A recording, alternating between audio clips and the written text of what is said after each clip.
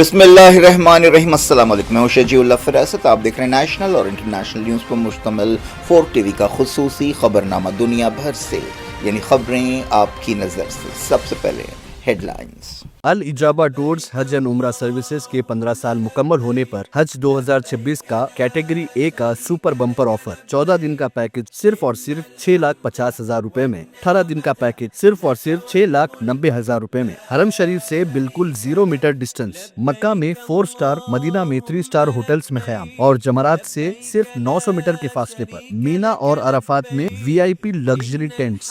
Direct سعودی air line 3 وقت حیدرآبادی ذائقہ دار کھانا اور لگژری بسز کے ذریعے زیارتیں۔ یہ آفر محدود مدت تک کے لیے۔ Ministry of external affairs, government of India سے منظور شدہ الاجابہ ٹورز حج اینڈ عمرہ سروسز، نامپلی، حیدرآباد۔ حج 2026 کے عازمین کے لیے خوشخبری۔ گولڈن ٹریول آفیشلی انڈیا کی بیسٹ حج ٹریول ایجنسی 2025 کا ایوارڈ حاصل کرنے والے لیڈ HGO آپ کے لیے لائے ہیں 4 بہترین حج packages. Diamond package VVIP category A، platinum package VVIP category A، gold package VIP category B، silver package economy category D۔ Golden travels کے ساتھ سفر صرف منزل تک ہی نہیں بلکہ ہر قدم پر خدمت اور سکون کا وعدہ۔ حج ویزا جاری کرنے کی آخری تاریخ 20 مارچ 2026۔ اپنے حج کا سفر گولڈن ٹریولز کے ساتھ آج ہی بک کیجئے۔ گولڈن ٹریولز، بیسائیڈ کامت ہوٹل، سیف آباد، حیدرآباد۔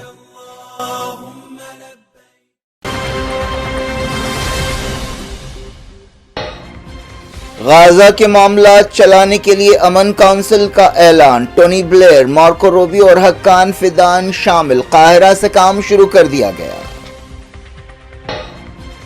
سیرین فوج نے الیپو کے کئی شہروں پر قبضہ کر لیا۔ کردوں کی فوج SDF باہر نکل گئی۔ مسعود برزانی کی امریکی نمائندے سے ملاقات۔ ایران فسادات کے لیے ٹرمپ ذاتی طور پر ذمہ دار، خامنائی کا خطاب۔ 170 سازشی لیڈرز گرفتار۔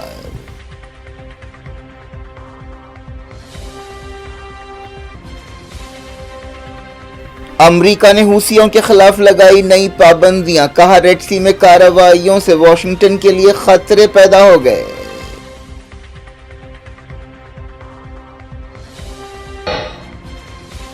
کینیڈا نے چائنا کی الیکٹرک گاڑیوں پر ٹریفک کم کیا، امریکہ نے کیا فکر مندی کا اظہار۔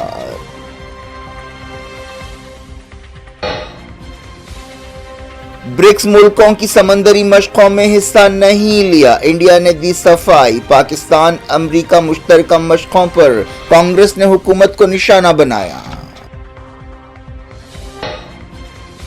مہاراشٹر میں ہارنے والی جماعتیں گریبان میں جھانکے، اسد اویسی کی پریس کانفرنس، کہا تلنگانہ بلدی الیکشنز کے لیے تیار ہیں۔ مہاراشٹر میں کامیابی کے لیے مودی نے جین زی سے کہا تھینک یو۔ ادھو ٹھاکرے نے BJP پر لگایا جعل سازی کا الزام۔ ممبئی میں ریسارٹ پالیٹکس شروع۔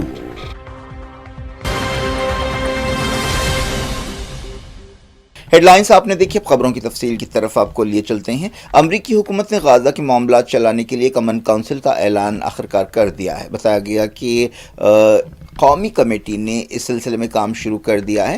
سیز فائر سمجھوتے کے دوسرے مرحلے پر عمل بھی شروع ہو گیا ہے۔ وائٹ ہاؤس میں اس کونسل کے ارکان کا اعلان کیا گیا، جس میں ٹونی بلیئر بھی شامل ہے۔ بلغاریہ سے تعلق رکھنے والے ایک سابق سفارتکار کو بھی ایک اہم مقام اس کونسل میں دیا گیا ہے۔ وہ یونائیٹڈ نیشنز کے اسپیشل کوآرڈینیٹر کی حیثیت سے کام کر چکے ہیں۔ امریکی حکومت کے اعلان کے مطابق secretary of state Marco Rubio, Trump کے نمائندے اسٹیو وٹکاف، برطانیہ کے سابق وزیر اعظم ٹونی بلیئر اور ٹرمپ کے داماد جیرڈ کشنر اس بورڈ میں شامل ہوں گے۔ وائٹ ہاؤس نے امن کونسل کے ایڈوائزرز کو بھی مقرر کیا ہے۔ اس کے علاوہ عالمی فوج کے کمانڈر کا بھی تقرر کیا گیا ہے۔ اسٹیو وٹکاف نے بتایا کہ غزہ امن سمجھوتے کا دوسرا مرحلہ شروع ہو چکا ہے۔ وائٹ ہاؤس نے جس پینل کا اعلان کیا ہے اس میں ترکی کے وزیر خارجہ حقان فیدان، قطر کے سینئر سفارتکار علی طواوی اور ایجپٹ کے intelligence chief Hassan Rashad, U A E کی وزیر ریم الہاشمی شامل ہے۔ بعض ارکان کی موجودگی سے اسرائیل خوش نہیں ہے۔ اسرائیلی میڈیا میں یہ بات کہی گئی۔ ٹونی بلیئر کا تقرر بعض لوگوں کے لیے ناگوار ہے کیونکہ وہ 2003 میں عراق پر حملے میں ایک نیگیٹو کردار رکھتے ہیں، لیکن ٹرمپ نے دعویٰ کیا کہ وہ سب کے لیے قابل قبول ہیں۔ غازہ کے بارے میں ٹرمپ کے منصوبے کا دوسرا مرحلہ شروع ہونے کے دعوے کیے گئے ہیں، لیکن جس طرح پہلے مرحلے پر عمل ہوا ہے، جس طرح سے اسرائیل نے حملے جاری رکھے اور جس طرح اسرائیل انسانی مدد پہنچانے میں ٹال مٹول کر رہا ہے، اسے روک رہا ہے، اس سے اس منصوبے پر کئی سوال پیدا ہوتے ہیں۔ غزہ کی حکمرانی سے متعلق فلسطینی کمیٹی کے چیف علی شہباز نے ایک بیان میں کہا کہ کمیٹی نے قاہرہ سے اپنا کام شروع کیا ہے۔ غزہ میں اسرائیل کی طرف سے جنگ بندی کی تازہ خلاف ورزیاں ہوئی ہیں۔ غزہ سٹی کے الطوفہ، سینٹرل غزہ کے دیر البلح اور دوسرے مقامات پر حملے کیے گئے۔ مغربی کنارے میں بھی دھاووں کا سلسلہ جاری رہا۔ ان دھاووں کے دوران کئی فلسطینیوں کا اغوا کیا گیا۔ قلقیلیہ، جنین، بیت لحم، الخلیل میں دھاوے کیے گئے۔ پچھلے سال اکتوبر میں سیز فائر شروع ہونے کے بعد سے اسرائیل کی خلاف ورزیوں میں کم سے کم 463 فلسطینی جاں بحق ہوئے ہیں۔ سیرین فوج نے کہا ہے کہ اس نے ایسٹ الیپو کے کئی اہم شہروں پر قبضہ کر لیا ہے اور وہاں سے کردوں کی فوج SDF باہر نکل گئی ہے۔ خبروں میں کہا گیا کہ سیرین فوج نے دیر حافر، مسکانہ اور درجنوں دوسرے شہروں پر قبضے کیے۔ مسکانہ شہر کے قریب تازہ جھڑپیں ہوئیں۔ ان جھڑپوں کے بعد دونوں فریقوں نے ایک دوسرے پر الزامات لگائے۔ بیسی افنان علاقے میں بھی لڑائی ہوئی جسے غیر فوجی زون قرار دے دیا گیا۔ SDF نے، جس سے امریکہ کی سرپرستی حاصل ہے، الزام لگایا کہ سیرین فوج نے اس کے ٹھکانوں پر حملے کرتے ہوئے سمجھوتے کی خلاف ورزی کی۔ اس دوران عراق کے کرد لیڈر مسعود برزانی نے اربل میں امریکہ کے نمائندے سے ملاقات کی اور تازہ صورتحال پر بات چیت کی۔ ایران کے سپریم لیڈر سید علی خامنائی نے کہا ہے کہ امریکی صدر ڈونلڈ ٹرمپ حالیہ فسادات میں تباہی اور ہلاکتوں کے لیے ذمہ دار ہیں۔ خامنائی نے زندگی کے الگ الگ شعبوں سے تعلق رکھنے والے لوگوں سے خطاب کرتے ہوئے یہ بات کہی۔ انہوں نے کہا کہ حالیہ فسادات الگ قسم کے تھے جس میں ٹرمپ شخصی طور پر شامل رہے یا ذمہ دار رہے۔ سپریم لیڈر نے ٹرمپ کو ایک مجرم قرار دیا۔ اس دوران ایران نے کہا کہ پورے ملک میں کم سے کم 170 سازشیوں اور سرغنوں کو گرفتار کیا گیا ہے۔ درجنوں لیڈرز کو گیلان صوبے میں گرفتار کیا گیا۔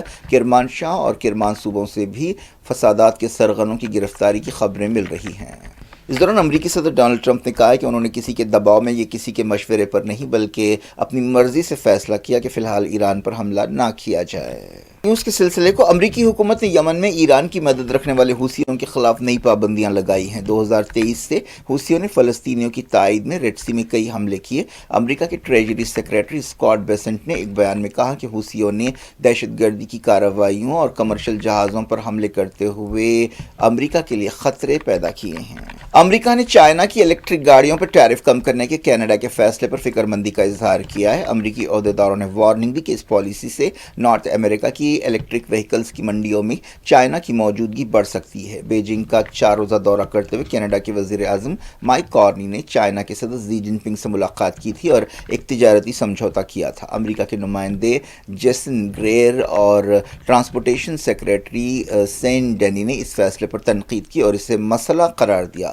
کینیڈا کے وزیر اعظم نے کہا کہ اس قدم سے کینیڈا کے کینولا آئل پر ٹیرف کم ہوگا۔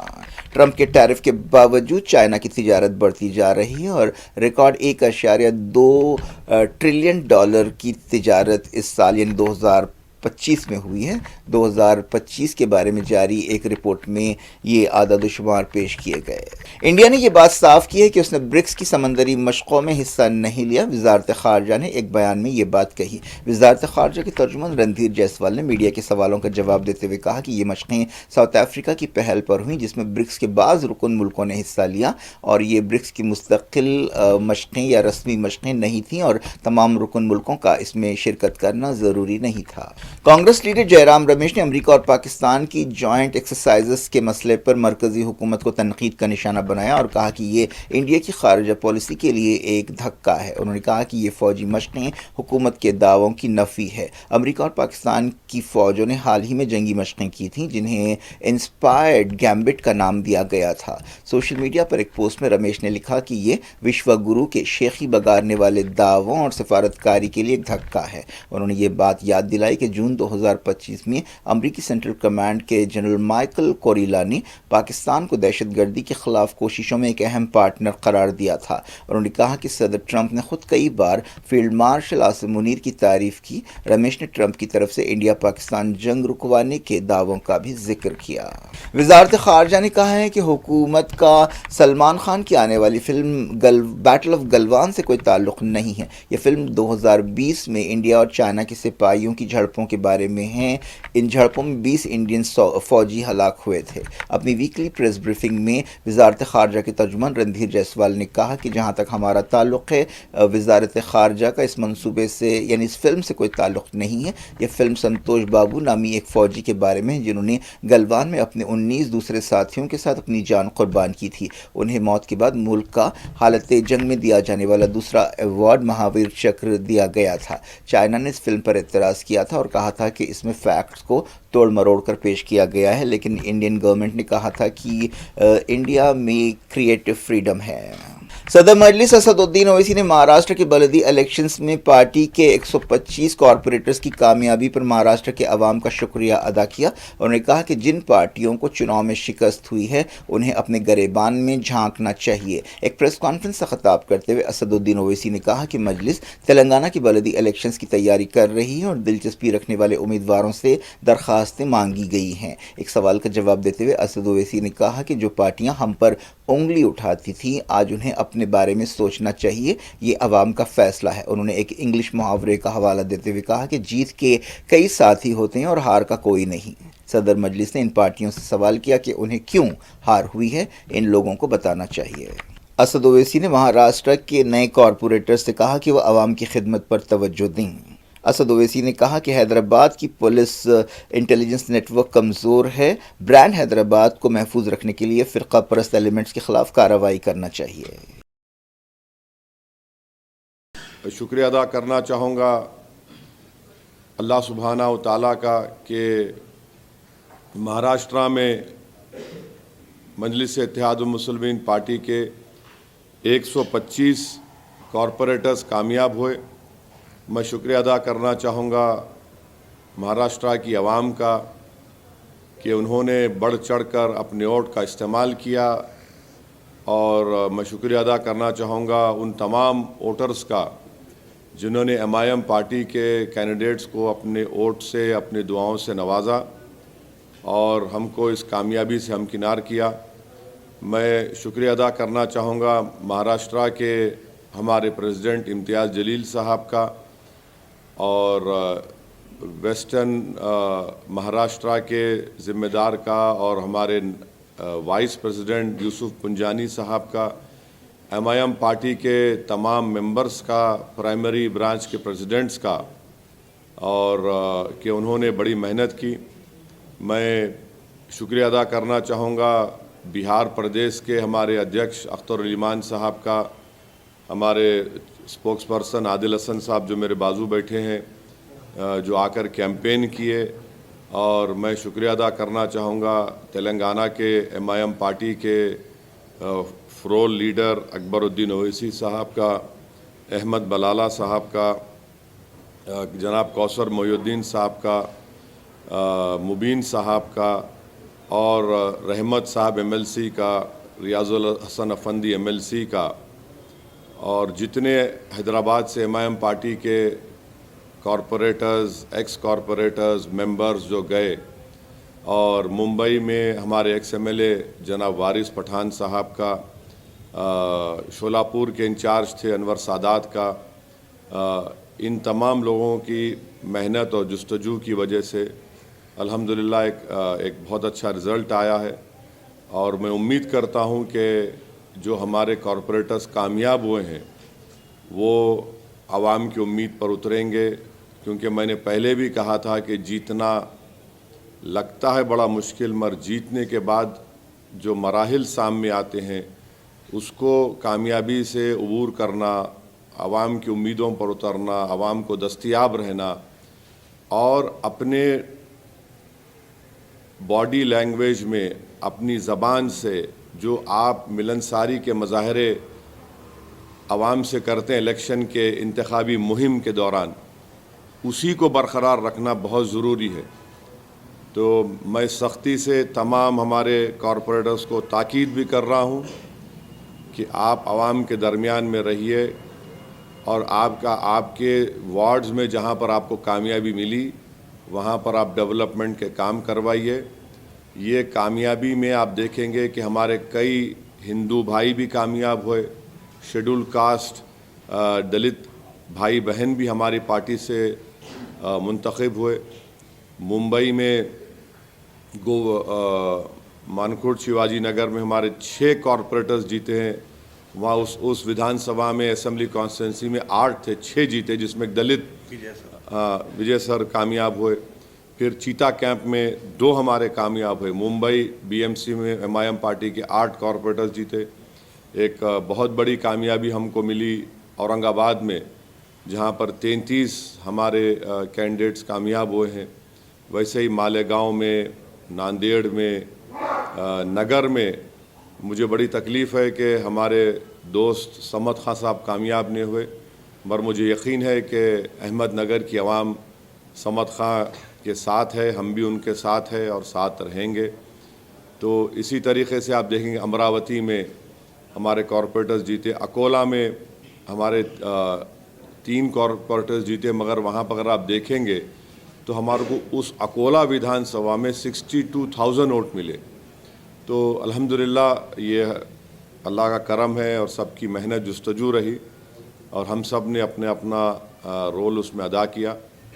मैं उम्मीद करता हूं कि हम लोग अच्छी तरह से काम करेंगे। और फिर मैं स्ट्रांगली ये बात भी कहना चाहूँगा, जहाँ जहाँ एमआईएम के कॉरपोरेटर्स कामयाब हुए हैं वो पॉलिसी मैटर में कोई डिसीजन ना लें जब तक पार्टी का कोई फ़ैसला नहीं होता। ज़ाहिर है आपसे कंसल्ट किया जाएगा, आपसे बात होगी, चाहे वो कोऑप्शन का मेंबर हो, चाहे वो स्टैंडिंग कमेटी बनाने का जो भी हो।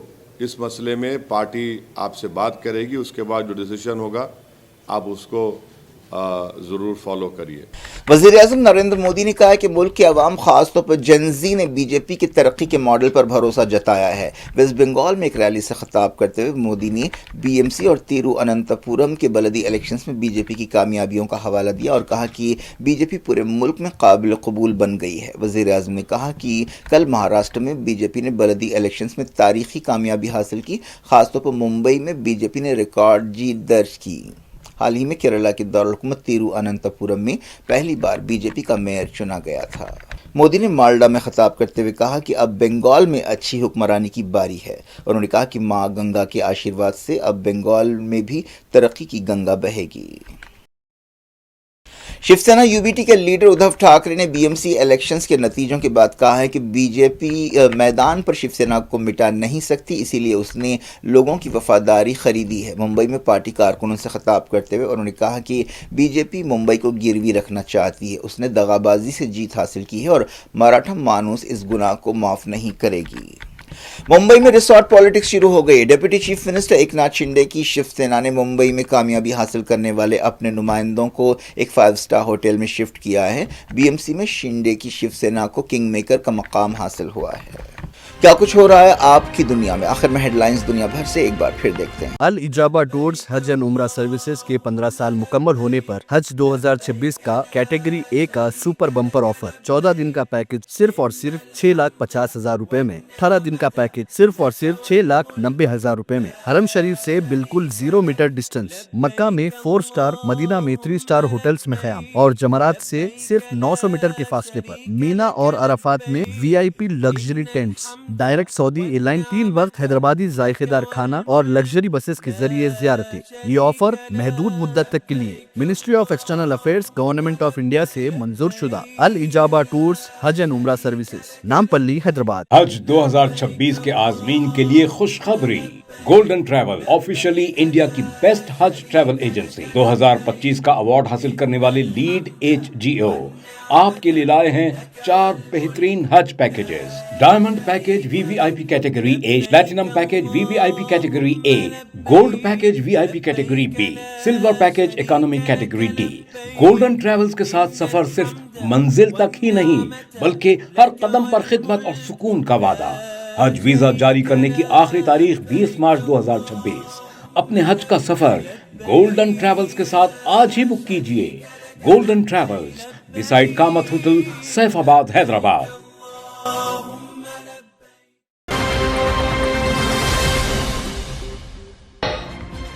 गाजा के मामला चलाने के लिए अमन काउंसिल का ऐलान। टोनी ब्लेयर, मार्को रूबियो और हक्कान फिदान शामिल। काहिरा से काम शुरू कर दिया गया।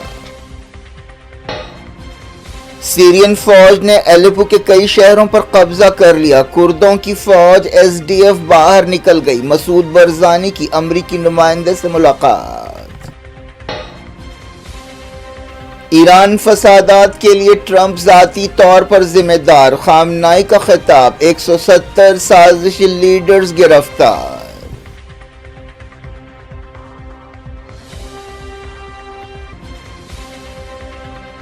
अमरीका ने हूसियों के खिलाफ लगाई नई पाबंदियां। कहा रेड सी में कार्रवाइयों से वाशिंगटन के लिए खतरे पैदा हो गए।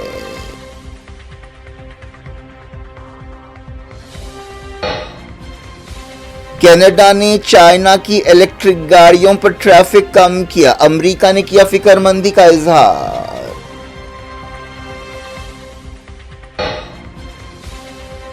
ब्रिक्स मुल्कों की समंदरी मशकों में हिस्सा नहीं लिया। इंडिया ने दी सफाई। पाकिस्तान अमेरिका मुश्तरका मशकों पर कांग्रेस ने हुकूमत को निशाना बनाया। महाराष्ट्र में हारने वाली जमातें गरिबान में झांके। असद ओवैसी की प्रेस कॉन्फ्रेंस। कहा तेलंगाना बलदी इलेक्शंस के लिए तैयार हैं।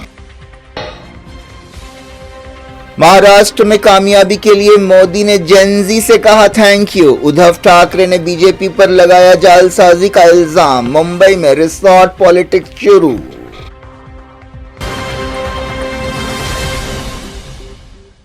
ये थी आज की खबरें। शजील अफरा को दें इजाजत और अपना बेहद ख्याल रखें। अल्लाह हाफ़िज़।